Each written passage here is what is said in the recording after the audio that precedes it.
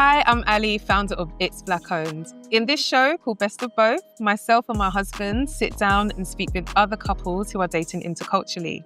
I say that because myself being Nigerian and Jamaican, my husband being Congolese, I think we've learned a few things about dating interculturally that we'd love to explore with other couples who are doing the same. I hope you enjoy it. Thank you so much for joining us.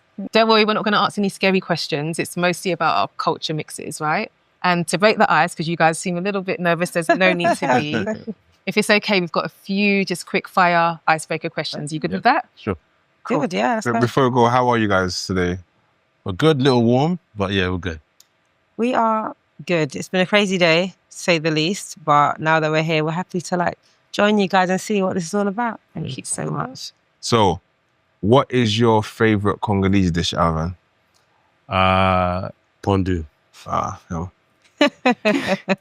No, Should pay you to say that. No. And what would be your favourite Nigerian food? Ogbono. What's that, sorry? Ogbono. She's Ogbolo. even pronouncing She said it it well. well. I lie? Yeah. Wow. I've never heard. Have you heard of Ogbolo? Of course I have. Ogbono, not lo. Oh, wait. Is it Ogbono soup? That one? Yeah. What is inside of it? So it's like these beans that basically make it. It's like brown and it's a drawery. Madesu? It's not my No. She said that black is not. Lotus beans. It's lotus beans. And it's got you can do it with okra, and then you use the ogbono to make the soup, palm oil, stuff like that, crayfish. Yeah, kids She love makes it. it well. Yeah. Proved Yeah? by my mother-in-law, my mother. So how did you learn how to make it, actually? My mother-in-law taught me how to make it, actually. She's really sweet. I love that. Yeah. Okay, so another question. Now we've spoken about cultures. I want you to say something in Igbo. Give me a phrase Hey! and tell me its meaning, not just a phrase. Kedu? Adema. Okay, yeah. That's done it. What does it mean? Kedu, how are you? Is that right? Yeah. Yeah. Let me not get myself in trouble and mix. I got Yoruba's flashing in my brain. Indo. Okay. Sorry. Yeah. This is We good. can go with the two. Yeah, this is good. Honestly, I'm I'm impressed. speaking all the time, but I can't. Yeah. Those two. Yeah? Now, Alvan, over to you. Okay. Melembe. Okay. Wow, what Yeah. does it mean? So that's like, slowly, Softly. softly. Mbote. Yes, Yeah. I know that one. Mbote. So that's hello. Hello, yeah. Hello. Yeah. So, yeah. I was going to We'll go with that. See, well done. Okay, this one is a bit of a who said I love you first? You did. I did. Yeah. Yeah. I did. Tell us about that day. As quick as you can. That would have been, I think, on our first date to the cinema in 2002. So yeah. How wholesome. Yeah. Love Yeah. Do you remember- I'm trying to think. Do you remember the if film? Even, I think that if was that's it. even true. No. Do you remember the film? I remember the film. It was a Yeah, terrible film, yeah, it was a actually. terrible yeah. film. It was- I felt sorry for you. But you didn't say I love you then, Al. That's She's correct, and I love this. you didn't say it. You're not going to say I love you on the first date. Think about it. Hey, you can fall in love. You can fall in love first date. No, one last quick fire question. I have to ask. Timekeeping. Who's better at it? Alvan. Yeah? Alvan. Yeah. I am Congolese. Okay. I think I have time blindness. Okay. I plan things and I think I could fit everything in one day. And even you should not have called. After that phone call, where are you? He was already silent because I was already taking too long. It went from being upstairs, being silent, to just going downstairs and be like, babe, here's the key for the room. When you're finished, just lock it and come downstairs. You gave up at that point. So you gave her the space to get ready. I gave her the space to get ready. Yeah. That's good. He's very good with time. See, I'll be coming back up like, I'll be outside, beep, beep, beep, Oh beep. my gosh, yeah, the beeping actually grinds my gears. I find beeping to be super just... No way he's quicker than you. Why, is he typically... Is he... Okay. Obviously, you guys have known each other for a long time. Is he typically really long? No, just Congolese people are long. Oh, well, yeah. I think women are always going to be longer than men.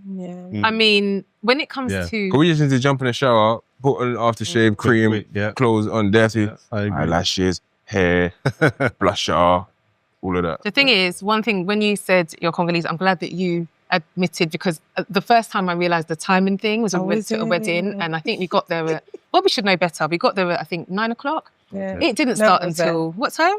Much later, but yeah. Like, what time, roughly?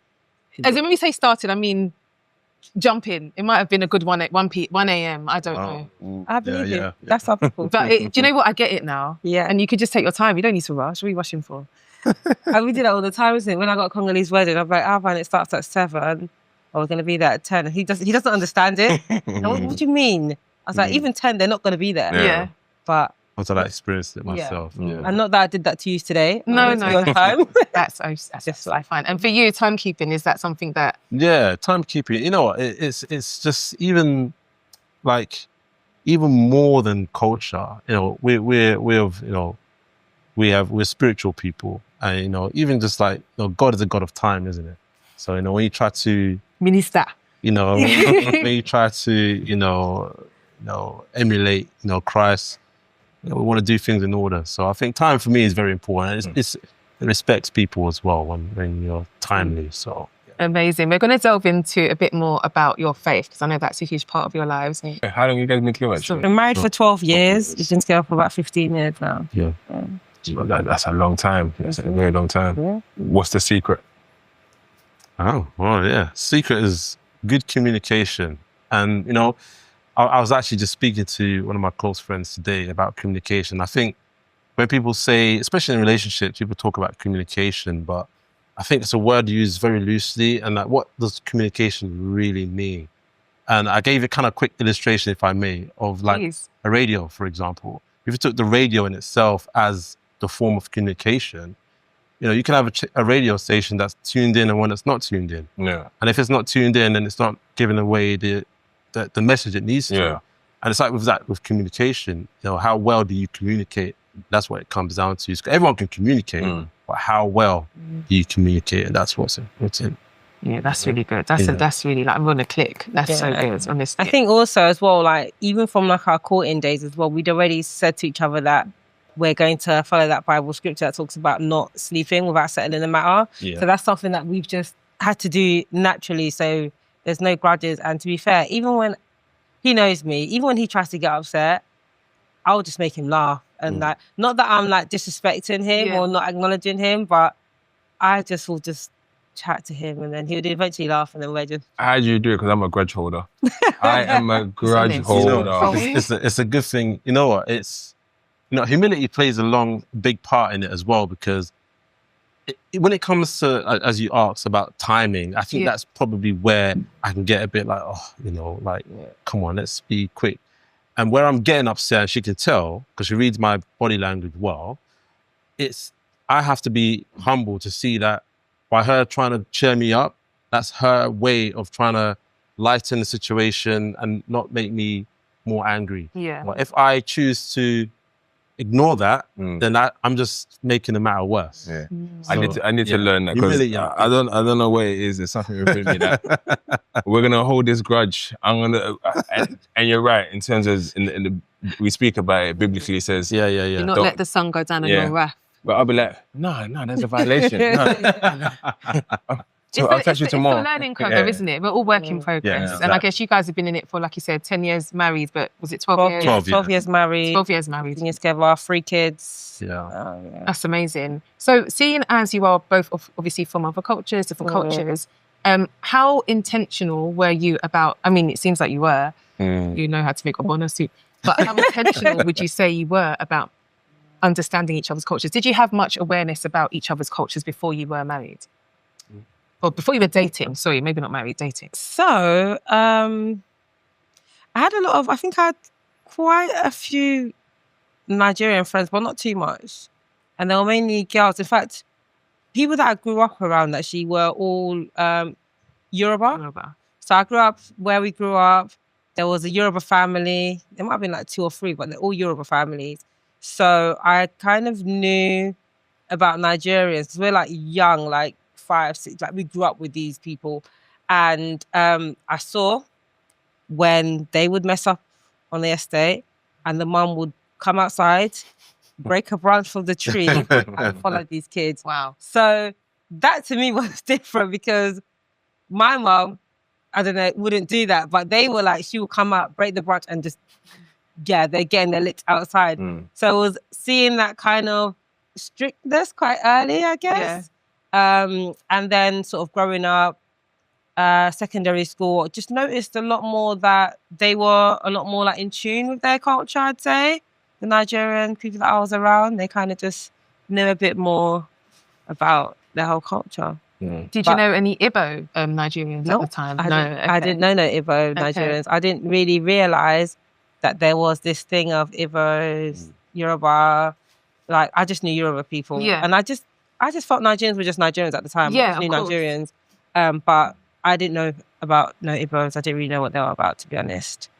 Yeah. And yourself, Alvan? Yeah, and myself. Wow. So I didn't know any Congolese people, to be honest with you. I hadn't, just way things happen, or through school, college, uni.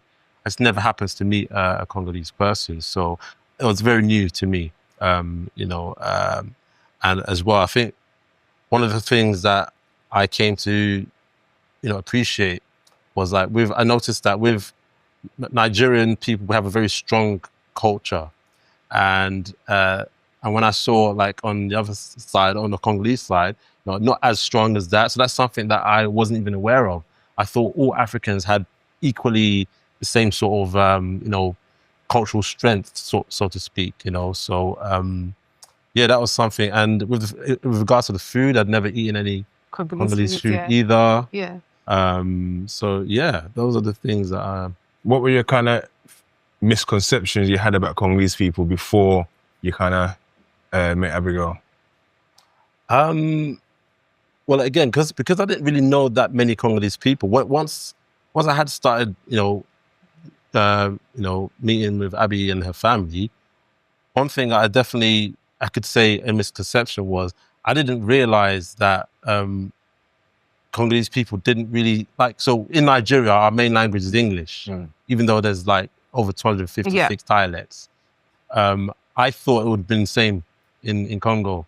So when I noticed that a lot of people didn't really speak English like that, but it was Lingala, I think that was something that I didn't really know was a thing. I just assumed, because I think when I met her grandmother, Coco, speaking English to her was just Oh my gosh, it's the same. It's either you know Lingala or you don't. Yeah, I'm in Bote when I see Ima's grandma. And I love her. And I feel like we can communicate, although we don't speak each other's language. But it's just in Bote, Ima. It's just beautiful. But yeah, I totally understand what you're saying. It's funny you say about the cultural thing though, because I definitely would say, I was like you, I didn't really know many Congolese people, but I would say the culture is super strong. At weddings, when you see the sapeurs and, you know, I don't know, if you were both Congolese. You haven't been to much. I don't think Alvan's been to much sapeur wedding. Okay. He hasn't been able to see that part. He hasn't seen like the real sapeurs at all. So we haven't really been to those kind of weddings for him to see that. Right. And that's why he can't really say that. You make sure we invite you to the next one. There's always so many people that can come in. Bobbled the sapeur wedding. It's so much fun, honestly. Like it's different. I know what you mean about the strength. It's just a different, I think Nigerians in general are just very, sometimes with Yoruba especially, I'm Yoruba, I can say. I'm Jamaican and Yoruba. Yeah. Quite loud. Yeah. Not to say that Congolese people haven't got loudness as well, but it's sometimes in a different way. Fashion, yes, like you will see and you will know that is a Congolese person, and I love it. Yeah. Obviously, in a marriage, you have to work together, and normally it stays, we're married, we work together, but you guys have actually gone into business together as well. How has that been challenging, or has it been even better for you guys doing that? Yeah, I mean, I would say it's definitely built our bond even stronger, because traditionally, everyone has a husband and wife. In most cases, have their own separate jobs that they go to. They say goodbye in the morning and they go their separate ways. We're still together throughout the whole day, and it's funny because I want to definitely, explain something out there that people might have a misconception of, and often you might hear people say, "How can you see your partner at home?" And then when you see them at work, don't you get on each other's nerves? And again, not necessarily, because it comes down to how you both approach each other. first of all, we both love what we do. So what is it that you do? Right, yeah. So we're interior designers. Nice. Yeah. You look like an interior designer. Did you mean to match? You didn't match, but it's a bit of a flow. It's flowing, you know. Even with the set, it's flowing. Yeah. So yeah, interior design. Yeah, interior design. So because we both love what we do, and of course we both love each other. Yeah. The combination is just it's like there's nothing changed, nothing's different. You know, working together and then working, you know, at home in terms of family life with the children, nothing's different. We don't see it any different. Yeah, and it's really funny though, because in terms of like when we got our projects and when we're having to do our renders and talking to our clients and get their vision, when we start putting that together, I don't know why, but our brains really do work on the same kind of frequency, and we do sort of love the same things as each other. So when we are having to put something together, put a home together, it just flows very nicely, and like we just bounce off of each other, bringing the ideas together, you know. So do you have? So you're both. I guess when I'm thinking of a home renovation, for example, there's someone that might do a lot of the. I say handiwork, but it's not handiwork. You know what I'm saying? The building, and then someone who might have the vision. Would you say you're both like visionary with it? Yeah, we're both like really, really together. We're both visionary with it. But I'd say in terms of like planning and getting that done, that's Alvan's expertise. So he's good at sorting out all the plans, sorting out all the contracts and all the like invoicing and stuff like that. But you're about the vibe. Yeah. I hear it. How about making it look pretty and just do the easy stuff? We've seen your work, and honestly, you guys, you did a phenomenal job with the project that we've seen you do. So keep it going. Like to hear more. So obviously you have 3 children, I think you mentioned. Yes. What are their ages? I was going to say 11. 11 in a month's time. Okay. 6 and 3 going on 33. But how is it? 3 going on 33. How is it with 3? Because I only have 1, and I have obviously a bonus daughter as well. But like, it's hard enough with 1 in the house.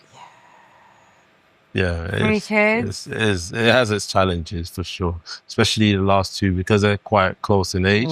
Only a 2-year gap. They fight every single day, and you know, with parenting, I think, you know, with parenting for the first few years, you're pretty much really just trying to make sure that they don't die. Alive. To keep them alive. Honestly, really, that is the case. And and then with our older boy, he's about a 5-year gap between him and Isaiah. So yeah, it's got its challenges because you have to make sure that they know that they're loved, because again, coming from a Nigerian upbringing, my mom, you know, very strict, traditional, typical Nigerian mother. I mean, I grew up pretty much in a single parent household. Right. And having said that, that's one thing that I wanted to make sure as a parent, that in my family, you know, they have their 2 parents. That's very crucial for me, very important. And and so it's challenging, as you'd know. I think having 1, having 2, having 5, it's challenging. Just get on with it at the end of the day. I mean, back to the culture thing then, what would you say is the most challenging aspects of being from a different culture? For example, like, I may have a Congolese joke that I couldn't share with Alison, for example. Is there anything that you guys go through that, you'd get this if it was like that? I feel like Abby might get it more. Yeah, probably, because Congolese, it's a banter between Congolese people, because we just love talking Lingala for some reason. You're born here, you're from Congo, whatever. We just love bringing Lingala into the conversation. So I guess there's some times where I might want to say something when we're out, or just have a little like, explain this, and there's no Lingala to do that. Because it's funny you say that, because our daughter, she doesn't understand Lingala, but she understands the expression, and she's got one, is that what she does? Yo! These 2 things, every so often, she'll come out. Okay. So, like, I can imagine there must be some jokes that go off. And in regards to the children, then, are they learning the languages? So, it is, in our household, I've tried to, like, they know, like, little things, like, yo, tika, yakawa, kinagocha. You have to tell us what that means now. Sorry, I don't know. So, come here, put this in the bin. But I feel like it's been hard for me. Like, I've been trying to, like, speak it, but one thing is that I was actually born here. So even though I'm Congolese, I was born here. So I've been born here, raised here. So even taking on Lingala, I learned it a lot from my aunties. So I would say English is my first language. And where Alvan speaks English as well, it's hard to like speak Lingala in the household. I try to like tell my mom to speak it more, but she likes to speak English. I don't know why. She speaks to us in English. My dad speaks to us in English. We're probably like one of the weird Congolese families where both parents speak to us in English. So that's been hard in that aspect. But I do like try to remember to speak Lingala to them. But I think because it's not consistent, and it's with consistency is how you learn something. Yeah. They just know like random words here and there. Yeah. And do you speak Igbo? And unfortunately, on my part, I don't, because I mean, there's a story behind that. But I mean, I came here very young, you know, and you know, I was speaking the language at the time, but because my mother wanted me to integrate into school, to stop speaking the language, and then the rest is history. And you know, so unfortunately, I have nothing to pass on to the kids in terms of, you know, speaking Igbo. I have mentioned it to my mom because I've said to her, look, this is your time to redeem yourself for what you've done to me. But, you know, I think again. Do you know, it's not the first time I'm hearing that. One of my, I learnt when I went to Delta, Asaba, that's it. One of my aunties, she was basically traumatized from speaking Yoruba. She understands it, but when she came to the UK, it's almost like it was frowned upon because they wanted to assimilate in the, like back then, it's a long time ago, probably the 60s or whatever, so, or 70s. So I've heard this story before. You're not alone. Okay. And it's never too late for the kids to pick it up as well. I mean, with that, can you, because for example, with Lingala, it's only now I speak it, right? Okay. I always could understand it, but I felt embarrassed to speak because I spoke it with I spoke it with an accent. Okay. So there's the thing that where you could, for example, French.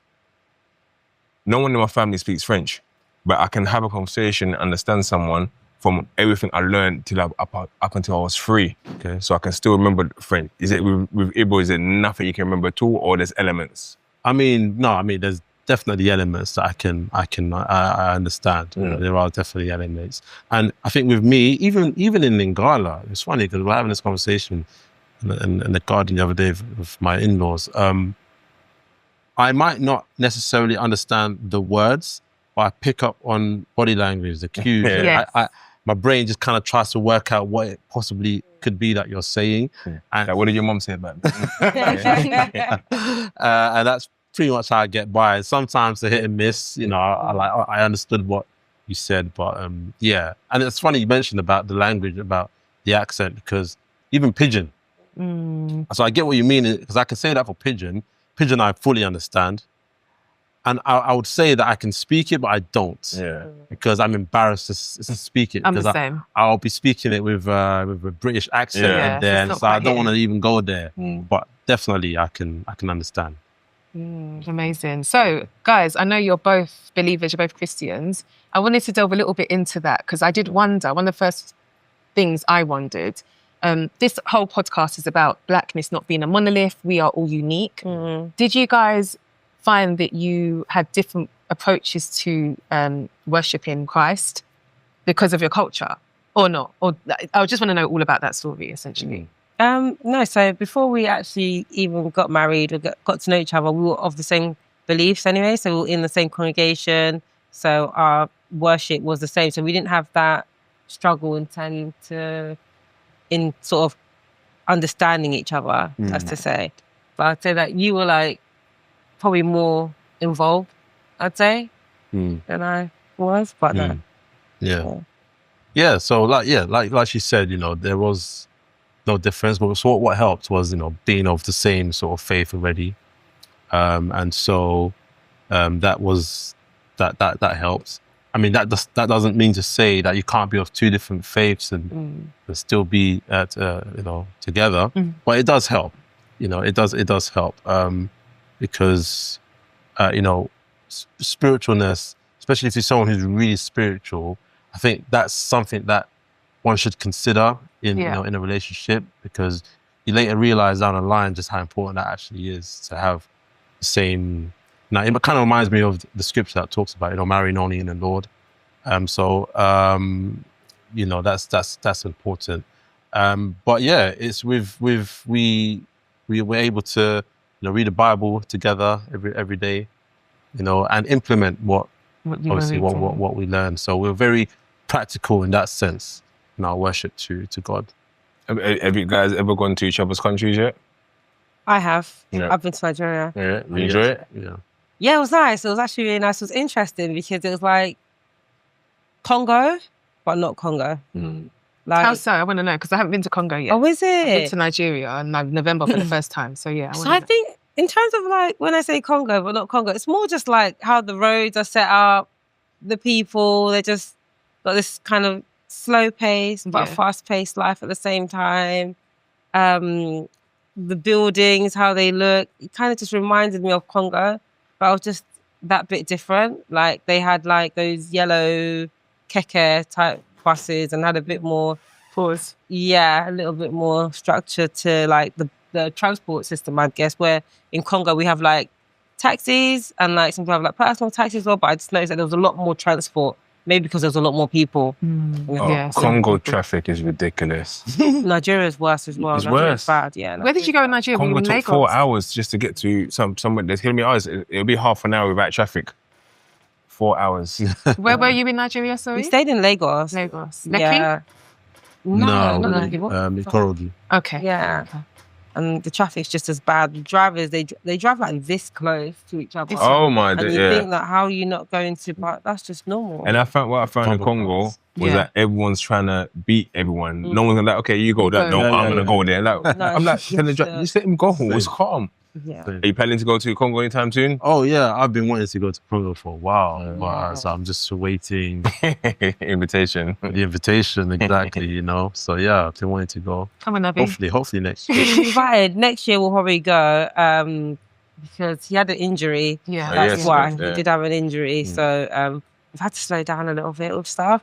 But the plan is to go next year. We'll be going together. Yeah. Have the children been to either countries yet? Or Anaya's been. I've taken Anaya to Congo. We went together to the Congo, which was nice. Yeah. So naturally, you guys have been working together. How long now? Sorry. So we've been established as a business with Company's House since 2019. Okay. But we've been doing the work even years before that. So it's been over a decade. Oh, I just want to say also congratulations to you and the family. Saw you guys all over the BBC, ITV. ITV News. I ain't going to say what's about. You tell us. So outside of the business that we have together, we also have a family business. So my mom's had the hair salon for over 30 years. So just naturally, as she's getting older, we've always been there, me and my sister. So as she's naturally getting older, we're having to take more and more control over the business. So yes, we did Wicked movie. So we did crazy the micro braids on Alpha. So we were one of the stylists that did one of the wigs. And we've had a few movies though, but that was like a really, really big one that got like the attention of the BBC and other media outlets and stuff reaching out to us. So yeah, so we do focus on that as well. No, that was amazing. I saw it and I see Mum on BBC and I was like, I know these people. It's just amazing to see. So well done and congratulations. And hopefully there's more to come. Thank you. Yeah, thank you. And I guess that does touch on a bit about the Congolese culture because I feel like we have a culture of singing people's names in songs. So Bob, you would have known. Oh my gosh, I knew about before. Heard about it. There was the song. The salon's always been sang about in music because you can get a shout out by top artists in Congo. Yeah, like in Jamaica, we do. That's a money pull up, but this is not a money pull up. This is you're actually going to lay my name to track. That's insane. When are you going to do that? Actually, no, you kind of. Oh, you should do it, bro. When are you gonna? He made his own song, didn't he? Yeah. I mean, it's always something that a lot of my family have in the past, as you know. But for me, because I grew up in the UK. Yeah. I didn't really follow that culture of I'm more British than I am Congolese, if that makes sense. Of late, I mean, I only went to Congo for the first time in 36 years, 2 weeks ago. So it's like, now I'm just trying to tap in again. So who knows, maybe if maybe in another 2 years, I'll shout you. No, you should. I think where my mom's always done it, you have people that do it just for popularity, but we've always done it for business. Yeah. Just been behind the business. And obviously you're a business owner and it brings the business out there and puts you. No, I think especially with Hackney Wick, because I was about to say Tikka Hackney Wick, but what is Tikka Hackney Wick? Am I even making sense?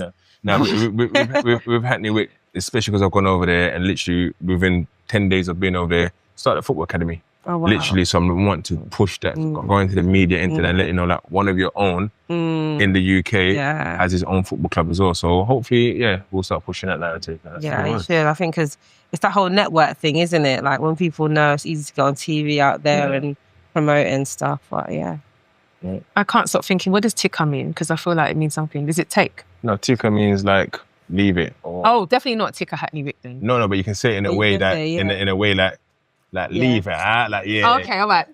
Yeah, there we go. Say that, I feel proud, man. Yeah, no, it made sense. Yeah. Okay, thank you. I was sitting there for ages thinking, can you begging it? So obviously we've got Igbo man, Congolese lovely lady. Would you say there's a main character culture in you guys' mix? But maybe your kids might be able to answer this one. We're going to ask you two. I would say yes.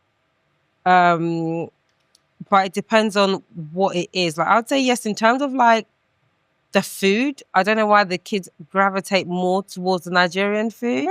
Yeah, they do. Yeah, they do gravitate more towards the Nigerian food. They're not really interested in pondu and Modesta. Pondu is lit, and Modesta is lit as well. But it could be because your mum was feeding me a lot when I was pregnant.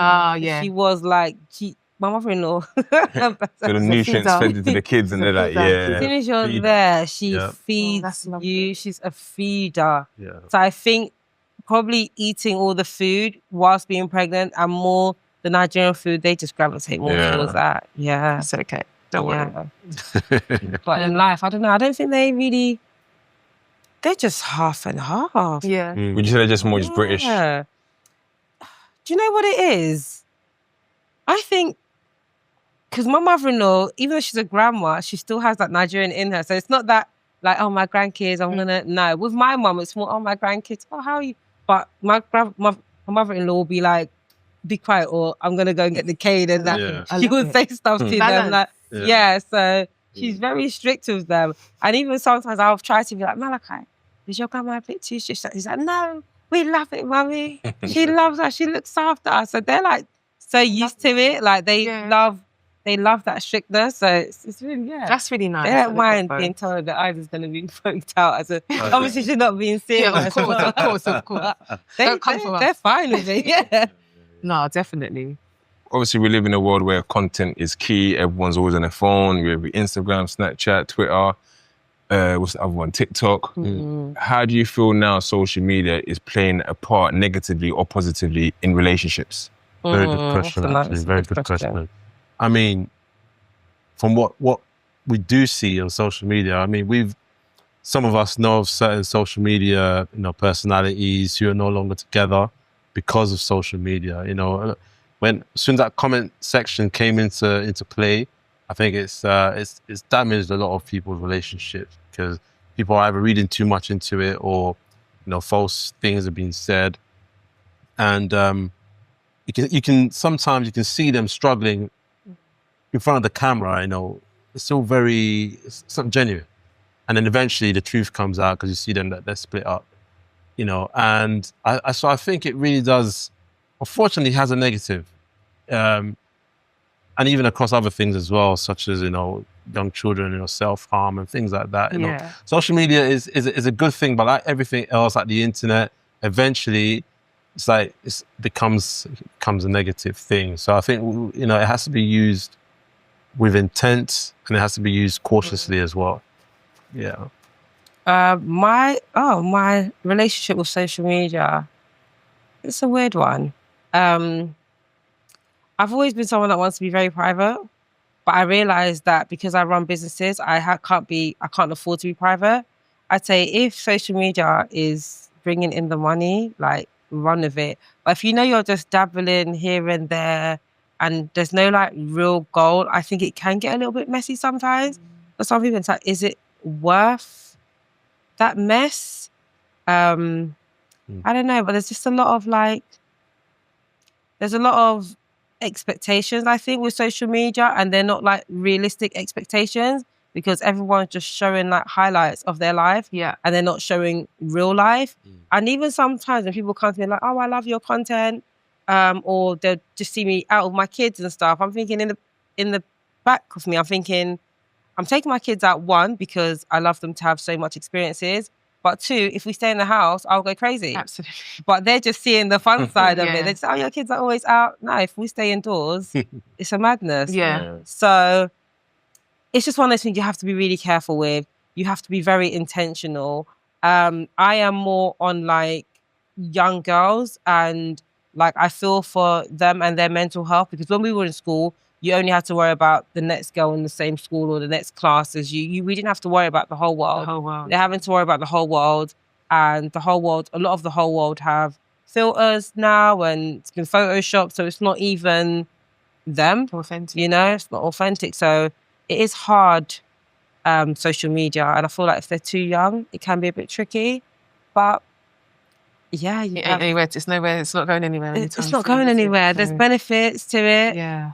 Positive and negative, and it's not going anywhere. So yeah, it's a tricky one. I definitely hear everything that you say about the balance between private and showing, and I personally like to see it as, it's not, I say you're not for sure you're underneath. It's part. It just means not. You don't have to. You already know what I'm saying. You don't have to skin out everything. You need to have a balance of what you share. The last thing I wanted to ask was, would you say there's any, like, okay, I hear a lot of, I would say, Caribbean women, I want to be with a Nigerian man. That is what they say, right? And I'm always like, but why? Why do you, they might see them doing the weddings and it's very vibrant, colourful, and they have this idea of, yep, I want a Nigerian man. Do you think there's any misconceptions about intercultural dating? And then, let's ask that one first, actually. I'm wondering, why do they want to be with Nigerian men? Hold on. I mean, what I would say is, with regards to, again, social media plays a part, because, social media has opened the eyes, for a lot of people has been able to see what happens in the world now through social media. And what shouldn't be done, and what I think might be happening in this case is, using people like trophies. Because you saw on social media someone was dating couple goals, exactly. Thank you very much. This couple goals thing. Every relationship is different, because every human is unique. Therefore, every relationship is also unique within that, within that relationship. And so, don't copy what the other person is doing, because if you go into that relationship and it doesn't work out, then you've wasted your time, you've wasted that person's time. And so that's what I would say about that situation. Yeah, it sounds like you answered the next question, isn't it? About if you had any advice for anyone who's dating someone from a different culture. Okay. Advice for a different culture. What would I say? I think you need to go with open mind. Like, there might be things that you don't understand about them, or things that they don't understand about you, but I think it needs like time. It takes time to get to know somebody. I feel like had we even when we first got together, those things that Alvan didn't really get about me, or I didn't really understand about Alvan, but it took patience. Yeah, absolutely. And time, because love, all the qualities of love, when you look at love, first thing is patient. It doesn't brag, long suffering. You have to have all those things into it before you can even get on. And if I was to add on that as well, people tend to rush into relationships,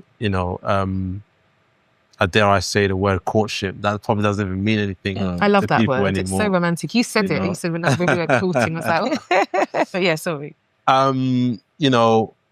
If only, like this in a way, I would say people that are looking to get into a relationship should have a sit down, actually just have a conversation, ask questions, and don't just go for looks, because the quality inside the person's personality is what really is key, and that will be found out one way or another at some point in a relationship. Don't ignore the red flags. I love that. Red flag.